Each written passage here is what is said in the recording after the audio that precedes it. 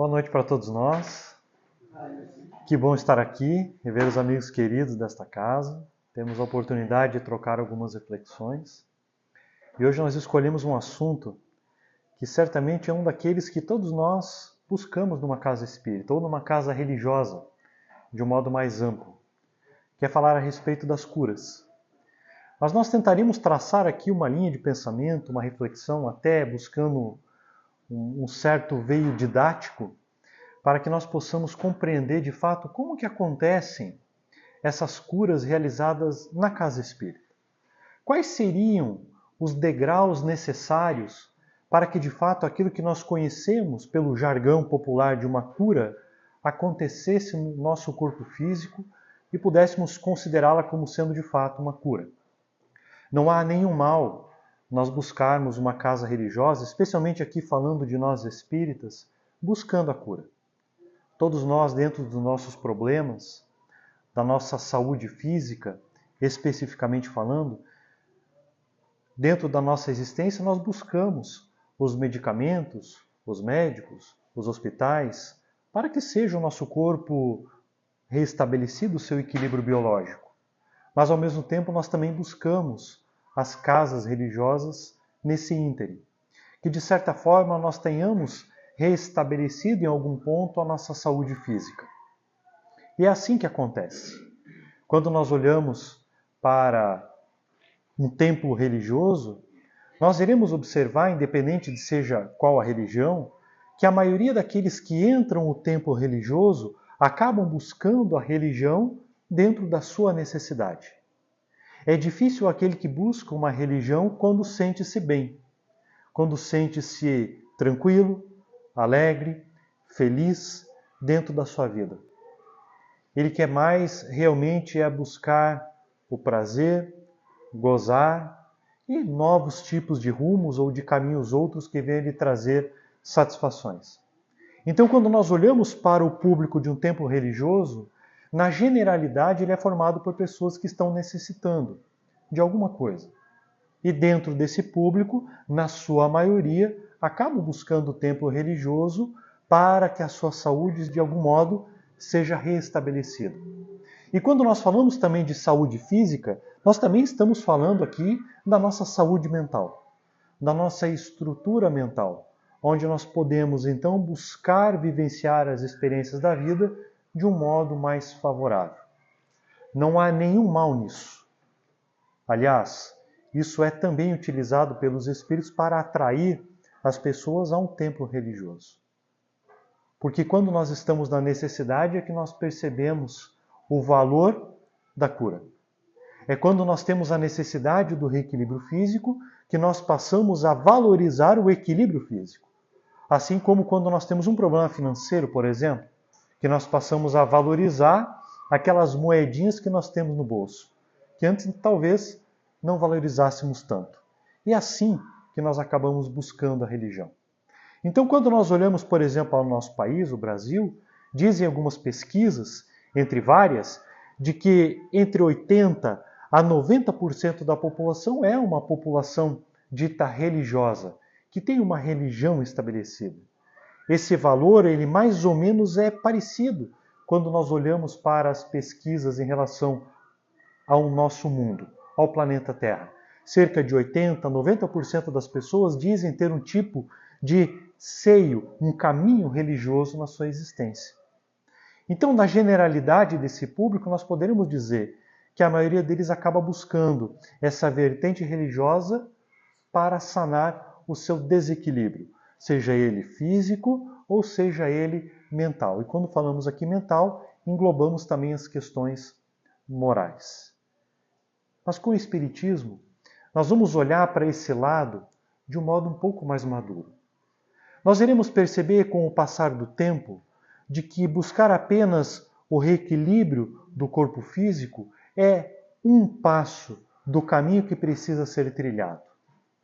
Com o Espiritismo nós aprenderemos que a responsabilidade da cura, do reestabelecimento do equilíbrio, ele se dará num caminho muito mais amplo, muito mais vasto do que apenas o caminho de buscar um templo religioso, terceirizando a sua necessidade, esperando que os chamados, entre aspas, santos ou espíritos superiores venham e façam a cura e saímos da casa espírita, do templo religioso, simplesmente curados. Com o Espiritismo isso dará de um modo diferente. E é exatamente nessa linha de pensamento que eu gostaria de compartilhar com todos. Como que Allan Kardec vai tratar esse assunto? Como ele vai explicar para nós como que se dão as curas numa casa espírita e vai utilizar de exemplo, claro, Jesus e as curas que ele fez há 2000 anos atrás. E como então que Allan Kardec vai apresentar para nós essa linha de pensamento? Como que ele vai estruturar essa ideia?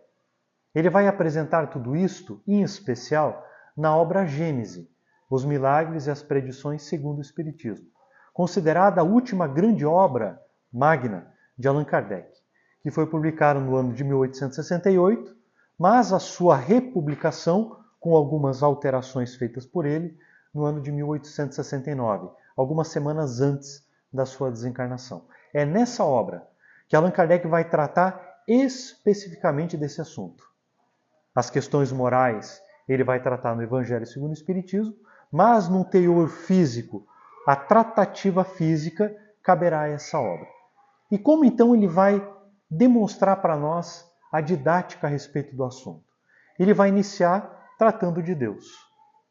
Sim, porque sendo Deus soberanamente justo e bom, significa que as curas realizadas, feitas por Jesus, num templo religioso ou no Espiritismo, elas devem caber dentro da ideia de um Deus soberanamente justo e bom.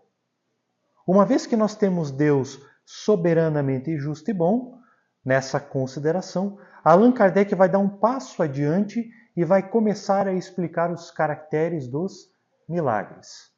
Porque, afinal de contas, olhar para uma saúde do corpo físico restabelecida é então considerado um milagre. Como se dão os milagres, segundo o Espiritismo?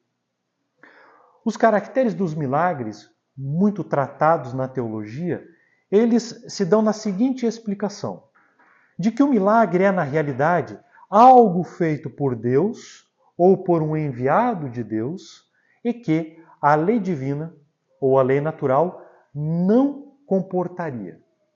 Então ela iria acontecer por detrás da própria lei, com um objetivo específico: demonstrar a grandeza de Deus e, ao mesmo tempo, demonstrar que Ele está presente na vida de todos nós, no dinamismo da existência humana.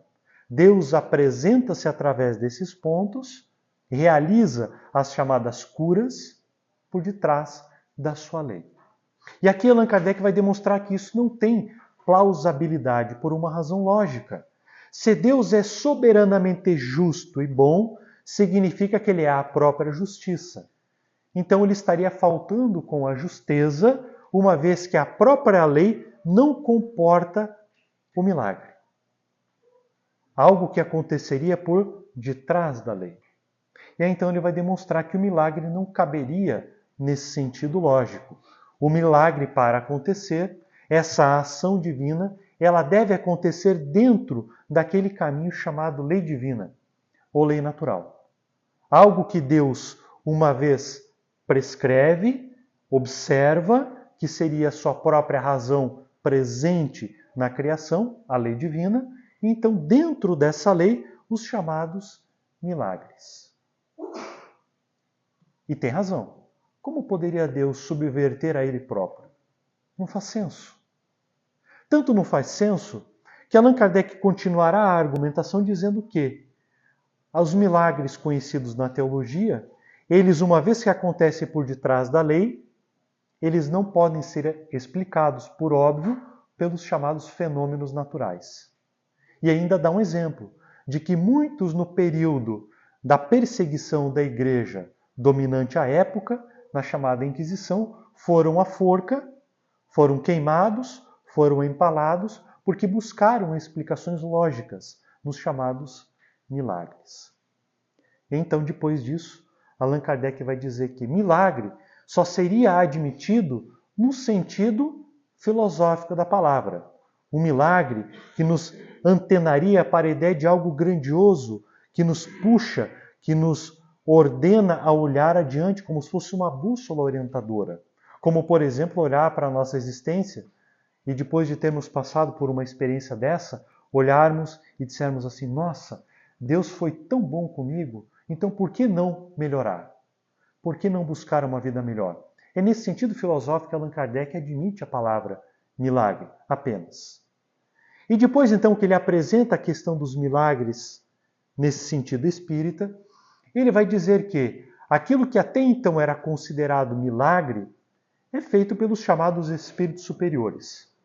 Espíritos que estão numa hierarquia espiritual maior do que a nossa. E uma vez que eles estão numa hierarquia espiritual mais elevada do que nós, eles teriam a capacidade de manipular uma matéria desconhecida. Uma matéria que é formada o mundo espiritual.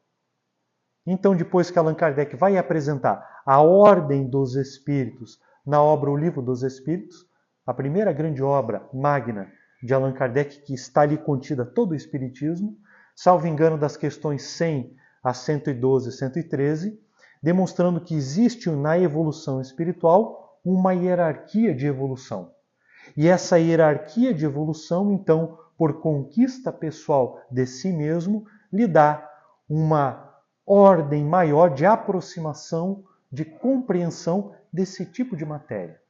Essa matéria que é formada, o mundo espiritual, e que compõe também o nosso chamado corpo espiritual ou perispírito. Quanto maior a evolução espiritual, mais compreensão eles têm desse tipo de matéria. Uma vez que eles podem manipular esse tipo de matéria, estando dentro da lei divina, para os nossos olhos, uma vez que isso acontece, seria como que um milagre. Agora observemos o seguinte exemplo. Pensemos a época de Jesus, 2000 anos atrás. Já existiam os micro-organismos, vírus, bactérias, protozoários. Agora imaginemos, naquela época, que eles não tinham a mínima noção da existência desses micro-organismos, pela falta de um instrumento, o microscópio. Somente com a evolução do ser humano, a evolução da própria humanidade, a evolução do ser analisando a natureza, descobrindo a estrutura da natureza que lhe permitiu, então, a construção de um microscópio, é que ele foi capaz de aferir a existência desses micro-organismos. À época de Jesus, eles existiam, mas não eram conhecidos. Então, quando um espírito, por exemplo, a hierarquia de Jesus, realizava a cura, talvez na tratativa de um problema estomacal, de um problema de lepra, por exemplo, seria um milagre. Agora, depois da evolução com a análise utilizando-se o microscópio, conheceria então a existência desses micro-organismos. E então seria plausível a explicação, olha, a manipulação dessa matéria afastando esse tipo de organismo que causa a doença, que causa o problema. Então ficaria para nós mais plausível. Agora imaginemos isso à época de Allan Kardec. Também acontecia. Vários tipos de descobertas só aconteceram após a existência de Allan Kardec. Então aquela época também seriam milagres. Agora imaginemos o olhar do estado que nós estamos vivendo hoje, 2024, daqui 2000 anos à frente. Não seria a mesma ideia? De certos acontecimentos que para nós hoje seriam como que milagres? Imaginemos a época da Segunda Guerra Mundial, onde sequer nós tínhamos a ideia de um conhecimento para formarmos um motor, para levar um foguete para além da estratosfera. Em poucas décadas nós tínhamos jatos, aviões, foguetes levando o homem à Lua. Um verdadeiro milagre. Então, exatamente a ideia de milagre se encaixa e se dá dentro da perspectiva evolutiva dos espíritos. Aqueles que mais evoluem, mais têm a capacidade de manipular a matéria. E na manipulação da matéria, então, a ideia de uma reestruturação da saúde biológica do corpo físico. É assim que Allan Kardec vai apresentar os argumentos. Depois que ele demonstra essa evolução espiritual, ele vai tratar a respeito de um dos capítulos mais importantes, a respeito das curas. O capítulo chamado de fluidos. E é tão curiosa essa palavra, porque sempre que nós entramos dentro de uma casa espírita, a gente ouve isso. Porque tem fluido para todo lado. Tem fluido bom, tem fluido ruim, os teus pensamentos têm fluido para cá, os teus pensamentos influem nos fluidos para o lado de lá, fluido para cá, fluido para lá, e nós sequer imaginamos de fato o que são esses fluidos. Qual é o conceito por detrás desses fluidos? Qual é a explicação que se dá a respeito desses fluidos? Nós ouvimos a palavra, mas pouco compreendemos, porque segundo os espíritos, esse fluido, esse tipo de matéria desconhecida, ela está presente em todos os fenômenos ditos espíritas. O mundo espiritual, o chamado fenômeno mediúnico, as próprias curas, o nosso próprio chamado perispírito ou corpo espiritual, que tem essa condensação desses fluidos. O que seria isso? Então os espíritos vão dizer a Allan Kardec que os fluidos são um tipo de matéria desconhecida. Uma matéria que nós ainda não compreendemos. Uma matéria que, segundo a nossa análise laboratorial, por telescópio, por microscópio, ou seja, por qual instrumento ainda não chegou a esse tipo de matéria, ao qual Allan Kardec vai chamar de fluido. Mas por que Allan Kardec chamou de fluido e não de um outro nome? Por exemplo, coisa. Que coisa é uma coisa interessante, né? Veja, quando você não sabe o nome, você diz coisa. Então por que ele não chamou de coisa ou giringundum? Algo desconhecido é o nome de coisa. O que é aquela coisa? É uma coisa. E nós entendemos por coisa. E ficamos nessa coisa. E o que seriam então esses fluidos? Uma coisa. Mas há uma explicação lógica para tal. Os fluidos, dentro de uma ideia da ciência que estava nascendo, foi muito utilizada para designar determinados tipos de fenômenos que eram vistos pela sua consequência, mas não sabia-se a causa. Não sabia-se a causa do fenômeno, via-se apenas a consequência da existência do fenômeno. Dava-se o nome de fluidos. Por exemplo, o fluido da peste, a peste bubônica. Então nós vamos encontrar na história que era chamado de fluido da peste, porque não sabia-se aquilo que causava a peste. Só depois foi descoberto que tinha a ver com uma pulga, com um rato e etc. E aí foi retirado a palavra fluido e colocou-se o nome de peste e outras designações. Por exemplo, nas obras de Allan Kardec nós vamos ver uma palavra, uma expressão chamada fluido elétrico. Porque a eletricidade, o magnetismo, no sentido de conhecimento físico mesmo, ou o eletromagnetismo com Maxwell, só vai vir depois de Allan Kardec. Por isso, fluido elétrico. Só depois foi retirada a palavra fluido e ficou então o conhecimento sobre eletricidade, partículas carregadas, que à época não se tinha explicação. Portanto, para todo fenômeno que se era observado, mas não se conhecia a causa, era dado o nome de fluido. Com a própria evolução da física, a palavra fluido foi utilizada para designar outros tipos de substância, por exemplo, calor, gases, líquidos.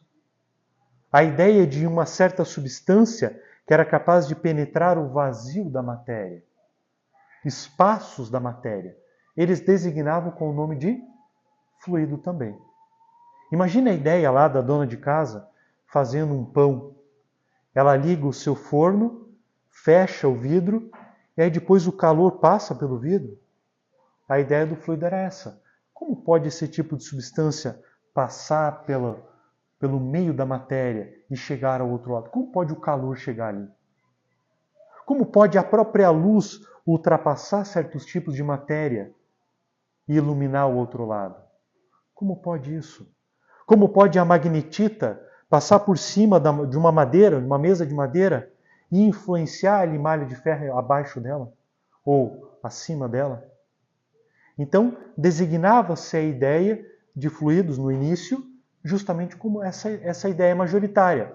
Certos tipos de substâncias que eram capazes de penetrar os vazios da matéria. Com a evolução da física, isso foi deixado de lado, justamente pelo conhecimento desse tipo de matéria, e então ficou conhecido apenas fluidos como sendo líquidos e gases, mas que não tem mais nada e absolutamente nada a ver com os fluidos apresentados pelo Espiritismo e por Allan Kardec.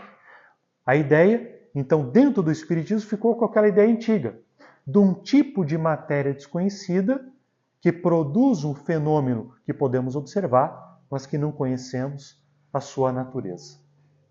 E dentro desse tipo de matéria desconhecida, os chamados fluidos, que os Espíritos disseram para ele, nós não conhecemos nenhuma propriedade, nenhuma característica dele, a não ser uma só. Ele não possui uma propriedade sui generis, ou seja, ele é neutro. E quando os Espíritos disseram para Allan Kardec que ele não possui esse tipo de propriedade, ele tem uma neutralidade por si só, os Espíritos vão dizer para ele que ele responde ao pensamento. Esse tipo de matéria que responde ao pensamento. Eis aqui, nesse ponto, o grande problema que a academia, os cientistas, os físicos, não chegam a considerar o Espiritismo como uma ciência. Não conseguem considerar a ideia da existência da alma como sendo plausível. Por quê? Porque existe uma lei muito bem estabelecida no meio da física, chamada lei de conservação da matéria ou da energia. O princípio de conservação da energia, que é intrínseco à matéria. Uma vez que pensamento não é matéria, como pode o pensamento influenciar na matéria? Como pode o pensamento pegar uma mesa e mover a mesa nos chamados fenômenos de efeitos físicos? É uma quebra, há uma ruptura dessa lei muito bem estabelecida pela física. Lei de conservação da energia. Não pode. Não pode aquilo que não tem energia como propriedade mover aquilo que tem energia. Então nós estaríamos rompendo uma lei muito bem estabelecida e que mantém dentro dos cálculos dos físicos o nosso universo estável. Como se dá isso? Como se daria essa explicação? Os Espíritos vão dizer então que esse tipo de matéria é uma matéria imponderável. E o que é imponderável? Ela não possui massa. E não existe até hoje nenhum tipo de matéria sem massa. Até um tempo atrás dizia-se que a luz, que é uma emissão de uma onda eletromagnética, através de pacotes chamados de fótons, era dito que não tinha massa. Mas foi descoberto com a análise de que os fótons possuem massa, um tipo de massa diferente, uma massa de movimento, não uma massa em repouso, porque se o fóton fica em repouso, ele didaticamente apaga, você deixa de vê-lo, ele não ilumina. Então significa que todo tipo de matéria conhecida, ela possui massa. E a física então passa a dividir o conhecimento da matéria em dois grandes grupos. A matéria sólida, palpável, a matéria dura, que era conhecida à época de Allan Kardec, e um outro tipo de matéria, a matéria radioativa. Aquele tipo de matéria que, por exemplo, quando uma pessoa está com câncer, ela vai para o tratamento de uma radioterapia. Uma onda eletromagnética incidindo na matéria sólida do nosso corpo e aferindo um tipo de mudança de estado. Dois tipos de matéria. Esses dois tipos de matéria conhecidos pela física e que esse tipo de matéria dita pelos espíritos não se encaixa com a ideia de que essa matéria conhecida por nós aqui é uma consequência da existência daquela outra matéria imponderável. A mudança, a mutação, a reestruturação da complexidade daquela matéria é que se origina essa matéria. É por isso que nós encontraremos vários físicos teóricos hoje e de algumas décadas atrás, dizendo, como por exemplo Richard Feynman ou Niels Bohr, dizendo que aquele que não se espantou ainda com o conhecimento da mecânica quântica é porque não compreendeu de que tudo aquilo que é considerado real, na realidade não existe. Sim, porque a própria matéria dita sólida, não se pode dizer que ela é sólida. Não se conhece a natureza dela em si. Então os espíritos vão dizer a Allan Kardec de que essa matéria, que eles chamaram de fluidos, ela é imponderável, não possui massa. E como pode algo não possuir massa? Para a nossa razão, é incompreensível. Algo que não tem massa, então é algo que não afere os nossos sentidos. É algo que seria incapaz de chegar a uma estrutura onde dá massa, onde ela por si só proveria massa. E os espíritos vão dizer que a interação desse tipo de massa com a ação do pensamento é que se dá a reestruturação dela própria, chegando ao estado de ponderabilidade ou massa, palpável, tangível. É nesse argumento a respeito dos fluidos que Allan Kardec vai então demonstrar a existência plausível das curas. Agora me permito aqui um parênteses para explicar um pouquinho. É muito comum nós também ouvirmos a seguinte expressão, além dos fluidos numa casa espírita, porque tem energia para todo lado. É claro que tem energia para todo lado. Quando nós falamos em energia, nós estamos mais falando de um sentido coloquial, um sentido mundano, do que num sentido de uma estrutura científico-filosófica. Nós não podemos confundir fluido com energia, matéria com energia. São coisas completamente distintas. Matéria é uma substância. Fluido é esse tipo de substância desconhecida, onde a sua estrutura físico-química é desconhecida. Agora, a energia, fisicamente falando, é uma propriedade da matéria conhecida. Uma propriedade matemática e relativa à matéria conhecida. Então, significa dizer que você não encontra energia, que é uma propriedade da matéria, por si só, isolada ali na esquina. Ela vai estar num trabalho, num movimento de interação com alguma coisa. O que seria uma propriedade da matéria? Por exemplo, a solidez. Quando você pega essa matéria sólida, essa solidez aqui é uma propriedade intrínseca à matéria. Peguemos a água, por exemplo. Dê um murro na água. Você vai sentir a solidez. Agora pegue a mesma molécula de água e deixe ela no estado sólido. E tente dar um murro nela para você ver. Você vai sentir o estado de solidez de uma outra perspectiva. É um estado, uma propriedade intrínseca à matéria. Você não encontra a solidez sozinha ali na esquina. Uma propriedade da matéria. Energia é uma propriedade da matéria. Foi o que Einstein demonstrou na sua equação famosa da relatividade. E igual a mc ao quadrado. Energia é igual a massa vezes velocidade da luz ao quadrado. Eu posso transformar uma propriedade da matéria, que é massa, em outra propriedade da matéria, que é energia. Físico nenhum no mundo diz que matéria é energia. Mas dizem que eu posso transformar energia, que é o estado de trabalho, de mutação da matéria, em matéria. Como, por exemplo, eu posso excitar fótons a alta energia e eles, ao se chocarem, podem produzir outro tipo de partícula que contém massa. Nesse sentido, sim. Então, não podemos confundir massa, energia, não podemos confundir fluidos, matéria e energia. Claro que, coloquialmente, a gente diz, temos energia, eu estou com a energia baixa, então vou tomar um passe para ganhar energia. Ok, nós precisamos nos entender, mas dentro de uma discussão filosófico-científica espírita, não cabe. Depois que Allan Kardec vai apresentar isto, ele vai entrar propriamente nas curas. E as curas vão ser estabelecidas justamente na manipulação desse tipo de matéria.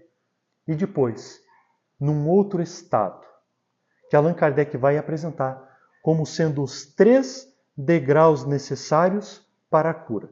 Primeiro, a mudança moral do indivíduo. Sem mudança moral do indivíduo, não há cura.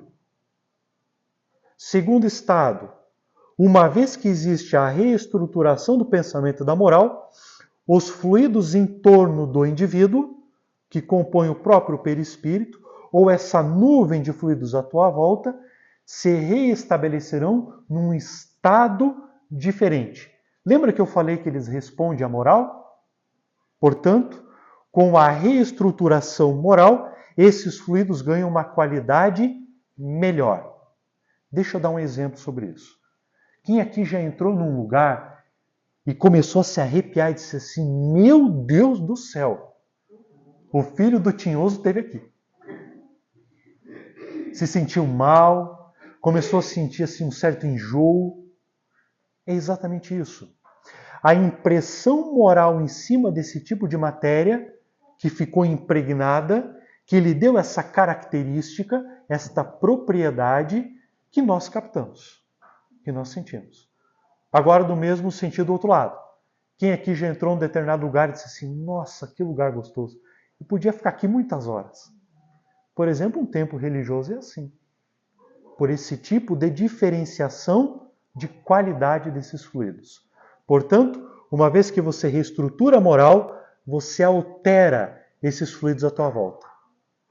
É necessário para que a cura se estabeleça.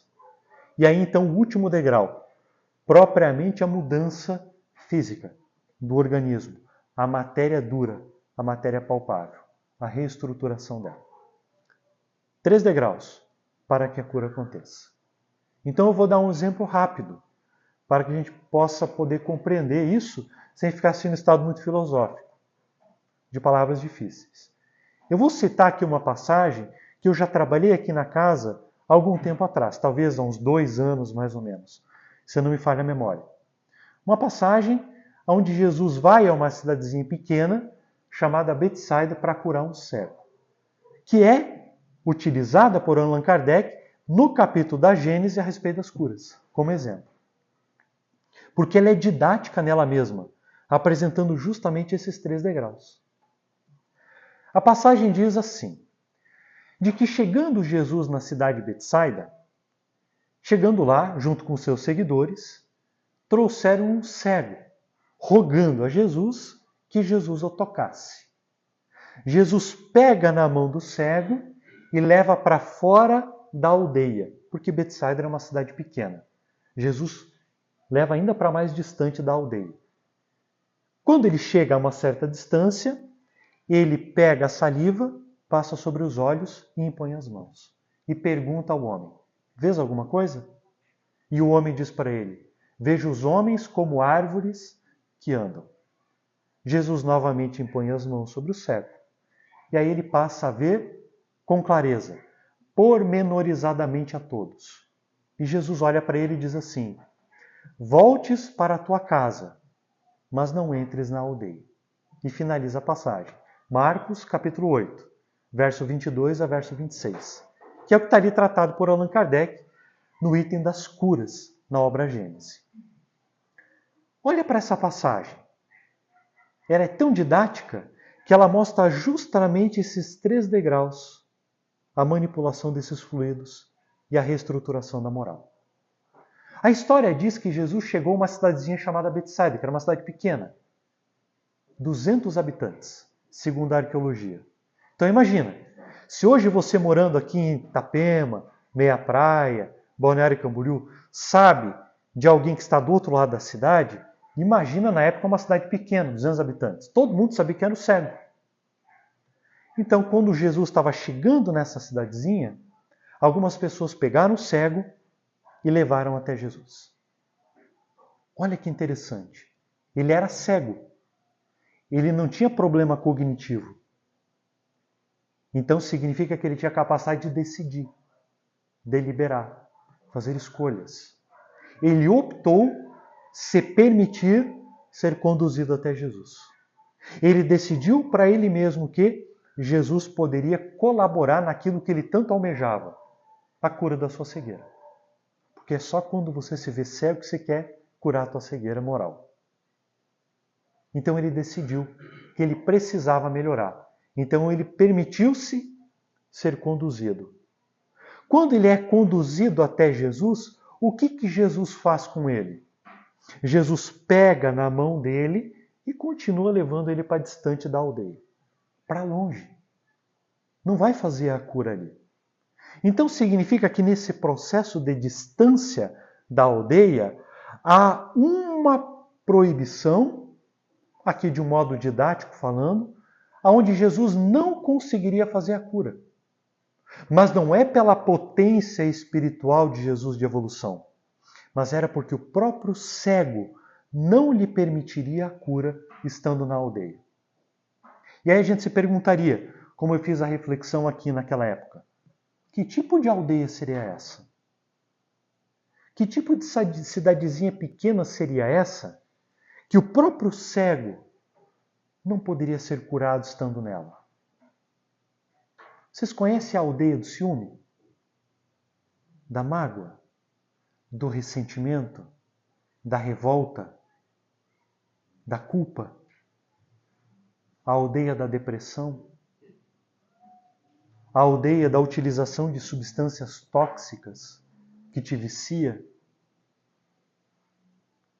São aldeias que nos prendem de tal forma que se Jesus se apresentasse para nós, à nossa frente, conversasse com nós, dentro dessa aldeia, nós não lhe permitiríamos a cura. Porque nós iríamos impor uma força contrária tão grande que nós, pela nossa própria escolha, não permitiríamos que ele pudesse agir em nós. Não é pela força dele, é pela nossa escolha. Porque é da lei, o livre arbítrio. Deus é soberanamente justo e bom. Então ele considera que, uma vez que nós optamos, que fiquemos assim. Optamos, escolhemos. Então imagine de que Jesus pegando aquele cego e retirando para distante da aldeia de Betsaida, é exatamente você agora. Você está numa casa espírita. Você não está na tua profissão, você não está no meio social, você não está dentro da tua casa com os teus problemas familiares. É como se Jesus tivesse te pegado pela mão e te levado para longe da tua aldeia cotidiana, dos teus problemas cotidianos, de todas as questões das tuas experiências, onde você por 45, 50 minutos, 1 hora, está permitindo que Jesus esteja contigo, segundo essa história. Então é mais ou menos assim. Você está magoado, ressentido, e todos nós estamos de alguma forma, pelas nossas várias experiências. Mas agora, nesse tempo, nós não estamos envolvidos por ela ao todo. Veja, você pensou em coisas diferentes que lá você não pensaria. Você refletiu sobre coisas que lá, ali na rua você não pensaria. Veio ideias agora na tua cabeça que estando lá dentro da tua profissão com certos problemas você não pensaria. Dentro da tua casa, nos conflitos em família, você não conseguiria pensar. Então é exatamente isto. Você se permitiu ser conduzido até Jesus por algumas mãos que gostam de você. Porque você decidiu se melhorar. Você decidiu que precisava mudar. Porque se Deus é soberanamente justo e bom, que é o primeiro argumento de Allan Kardec, primeiro, significa que somente você poderá alterar a você mesmo. Porque se você tem o livre-arbítrio como uma lei ao teu lado, significa que somente você pode alterar a você mesmo. Nem mesmo Deus pode, porque ele não pode subverter a lei dele. Percebe?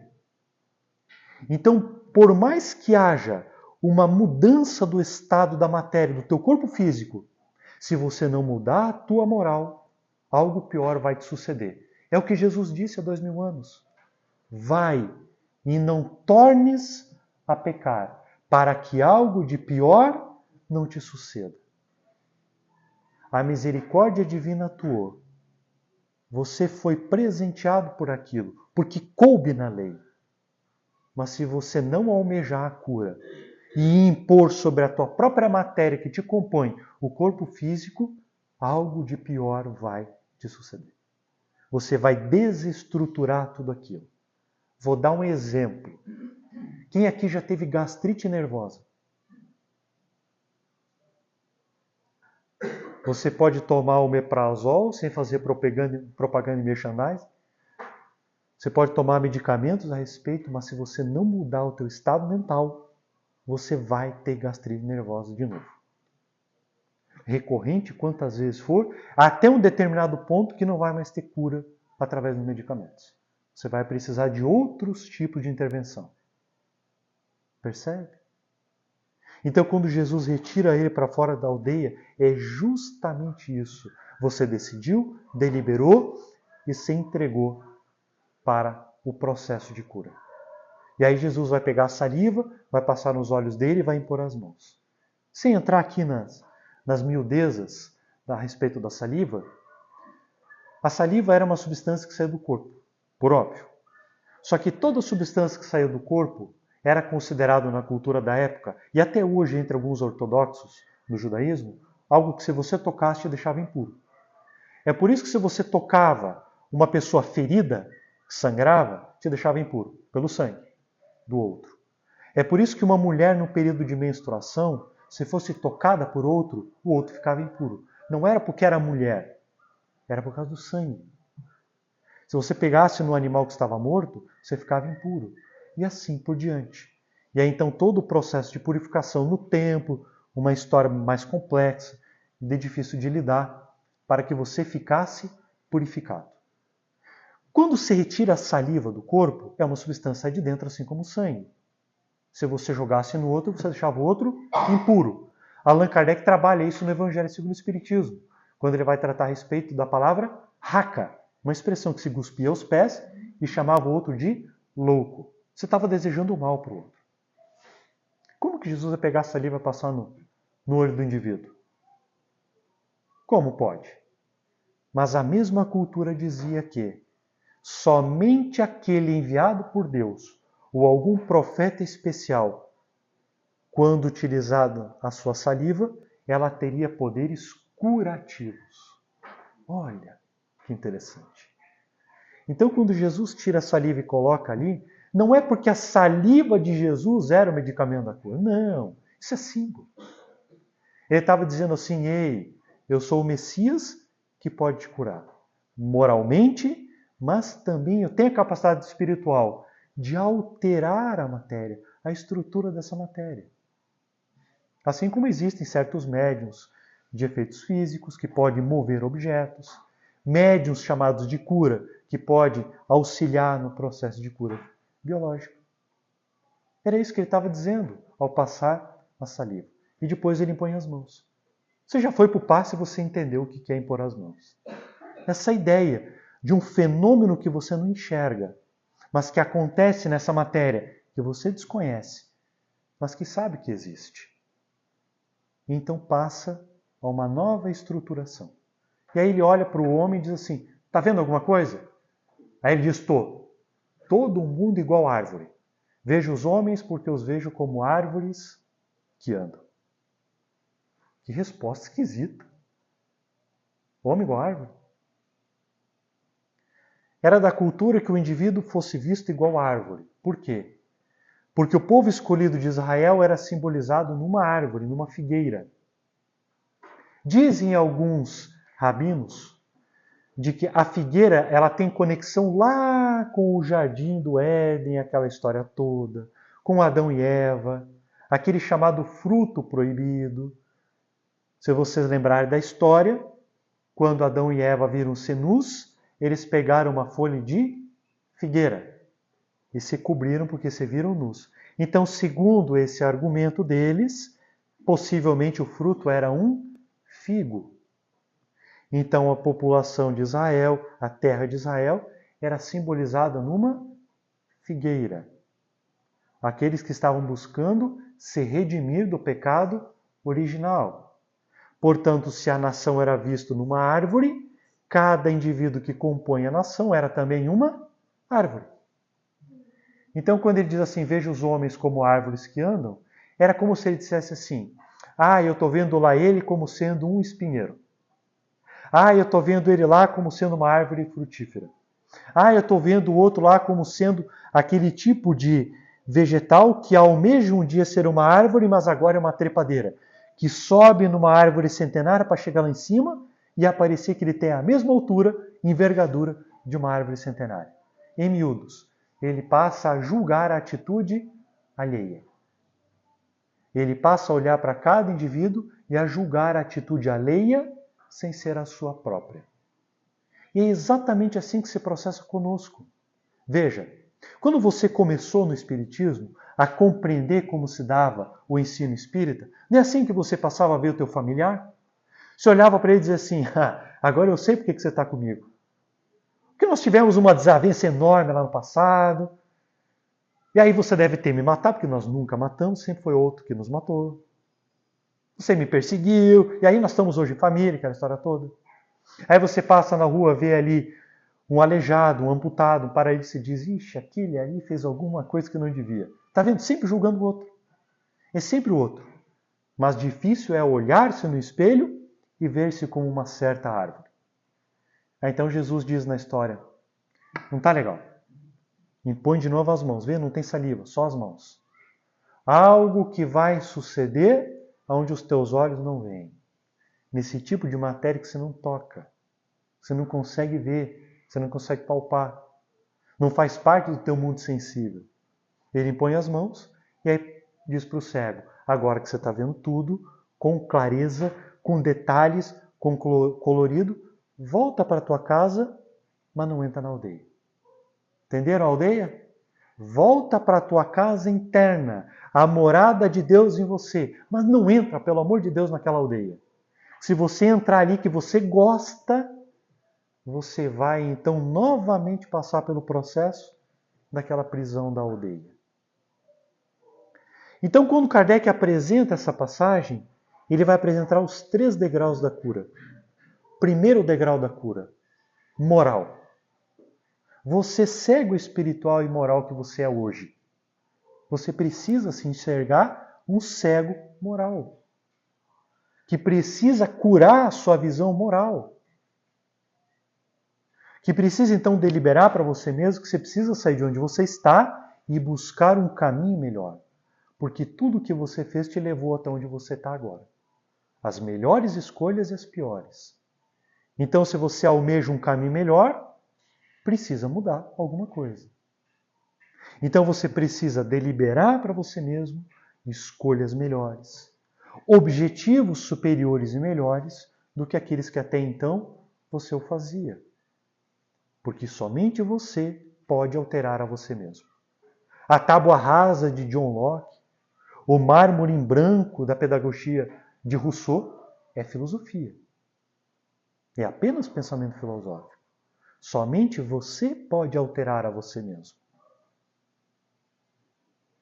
Depois disto, nessa passagem, passar a mudar esses fluidos à tua volta. É o cego sendo retirado para fora da aldeia, para distante daqueles pensamentos enfermiços que ele impunha a ele mesmo.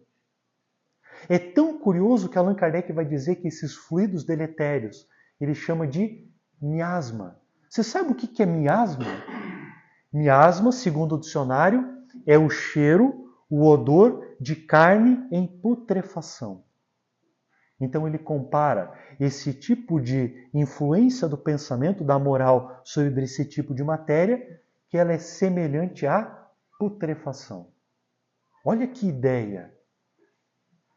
Então, para você alterar esse tipo de fluido à tua volta, você precisa melhorar os teus pensamentos. Melhorar aquele fluxo do teu mundo interno. Porque senão nem mesmo a mudança moral você vai conseguir. Emmanuel vai dizer na obra Ceifa de Luz a seguinte expressão. A abelha gosta do mel, mas o abutre gosta de despojos. O espírito reclama por tipos específicos na área da moral? Você gosta de mel ou você gosta de despojos na tua área moral? Temos que refletir. Depois, então, que ele apresenta essa parte, é Jesus alterando o seu corpo, mudando, reestruturando os olhos daquele homem que antes era cego. Depois que o cego percebeu, buscou a melhora, algo vai te suceder se a lei comportar. Por que se a lei comportar? Por uma razão simples. Quando nós abrimos o livro dos Espíritos, e aqui já vou caminhar para encerrar. Tem uma pergunta lá no início que, se não me falha a memória, é a 254, mas carece verificar. Quando Kardec pergunta a respeito do livre-arbítrio, onde que se funda o livre-arbítrio propriamente, eles vão dizer que o livre-arbítrio acontece fundamentalmente no mundo espiritual. Porque lá você decide o gênero das provas que você vai passar na encarnação. Gênero das provas. O que é gênero? É a estrada. Se a estrada é de cimento, se a estrada é de asfalto, de piche, se a estrada é de paralelepípedo, de barro, ou se é uma picada. Isso é gênero. Os buracos, quem você vai encontrar, como você vai andar de carro, de bicicleta, a pé, são as tuas escolhas. Então o teu corpo físico, do jeito que ele está, é a tua escolha como gênero de prova. Porque você pode fugir de tudo, menos do teu corpo físico. Percebe? Então, na escolha do gênero das provas, é que você vai apresentar ali as tuas necessidades espirituais. E se não comportar dentro das tuas necessidades espirituais, a lei vai dizer, por mais que espíritos como Jesus possam, a cura não pode acontecer, porque não está dentro da estrutura da tua encarnação. Um exemplo bem rápido e didático. Imagina um espírito que desencarnou nas 10 últimas encarnações. 10 encarnações por suicídio. Aí ele vem sem os braços. Um espírito da envergadura de Jesus teria a capacidade de reestruturar a matéria. Poderia aparecer os braços, as mãos. Lembra da cura do homem da mão mirrada? Mais ou menos essa ideia. Agora ali vai dizer assim, se ele tiver as mãos, ele vai pegar a arma. Então não adianta a cura. Ela não é benéfica, ela é maléfica. Então, para que a cura aconteça, são necessários esses 3 degraus. E a tua necessidade reencarnatória, do gênero das provas que você escolheu. Dentro disso é que se funda a explicação plausível das curas, segundo o Espiritismo. Nós vamos para o passe agora. Almeje mudar você lá dentro. O resto é consequência natural disto. Se você vai daqui a pouco ali para baixo, faça o mesmo. Mude você lá dentro. O resto é por conta de uma consequência natural e da própria misericórdia divina, segundo a lei. Boa cura para todos nós. Muito obrigado.